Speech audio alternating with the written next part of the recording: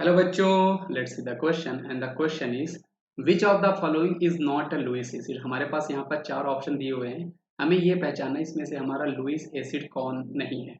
तो Lewis acid पहचानने के लिए हमारे पास कॉन्सेप्ट क्या होता है बेटा, लुईस एसिड। कैसे हम पहचानते हैं कि हमारे पास कोई भी जो कंपाउंड है वो लुईस एसिड है। तो पहला कंपाउंड मैंने आपको बताया, जो आपके पहला आपको देखना होता है जो आपका इजिली लोन पेयर को एक्सेप्ट करे, वो आपकी इजिली लोन पेयर को एक्सेप्ट कर रहा हो। और इजिली आपके लोन पेयर को कौन एक्सेप्ट करेगा, जिसके पास वेकेंट ऑर्बिटल अवेलेबल होंगे। कौन एक्सेप्ट करेगा बेटा, जिसके पास वेकेंट ऑर्बिटल ऑर्बिटल जो होंगे वो अवेलेबल होंगे, वो आपके अवेलेबल होंगे, वो आपका इजिली क्या कर रहा हो, लोन पेयर को एक्सेप्ट कर रहा होगा। और यहीं पर अगर दूसरी कंडीशन आपको कैसे पहचानते हैं लुईस एसिड की, कि उसका जो सेंट्रल एटम है, सेंट्रल एटम का ऑक्टेट इनकम्प्लीट होना चाहिए।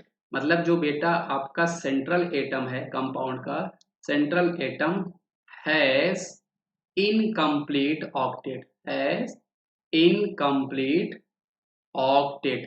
तो ये जो कंडीशन जहां पे हमारी फुलफिल हो रही होंगी वो हमारा लुईस एसिड होगा, और जहां पे फुलफिल नहीं हो रही होगी वो हमारा लुईस एसिड नहीं होगा।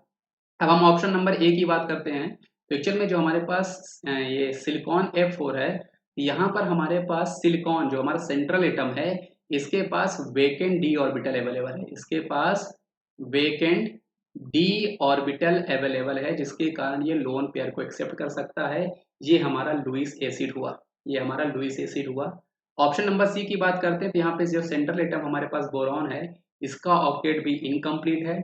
इसका ऑक्टेट इनकम्प्लीट होने के कारण ये भी लोन पेयर को एक्सेप्ट कर सकता है, और जो लोन पेयर को एक्सेप्ट करेंगे वो हमारे कहलाएंगे Lewis acid. Option number D की बात करें, यहाँ पर भी हमारे पास सेम केस है कि यहाँ पे जो हमारा Fe है, जो सेंट्रल एटम है, इसका ऑक्टेट इनकम्प्लीट है, तो ये भी आपके लोन पेयर को एक्सेप्ट कर सकता है। और लोन पेयर को एक्सेप्ट करेगा मतलब बच्चा, इसका भी जो आपका ऑक्टेट है वो इनकम्प्लीट है, लोन पेयर को एक्सेप्ट कर रहा है, मतलब ये आपका लुईस एसिड है। तो इस क्वेश्चन का सही जवाब हमारे पास है वो आपका ऑप्शन नंबर बी है, क्योंकि ऑप्शन नंबर बी जो है वहाँ पे सेंट्रल एटम कार्बन, उसका ऑक्टेट भी पूरा है, और साथ ही उसके पास वेकेंट डी ऑर्बिटल भी अवेलेबल नहीं है, इसलिए वो लोन पेयर को एक्सेप्ट नहीं करेगा, जिसके कारण वो हमारा लुईस एसिड नहीं है। तो इस क्वेश्चन का सही जवाब हमारे पास है बच्चों, वो आपके पास option number B is a correct answer. I hope आपको ये कॉन्सेप्ट समझ में आया होगा बच्चों। Thank you.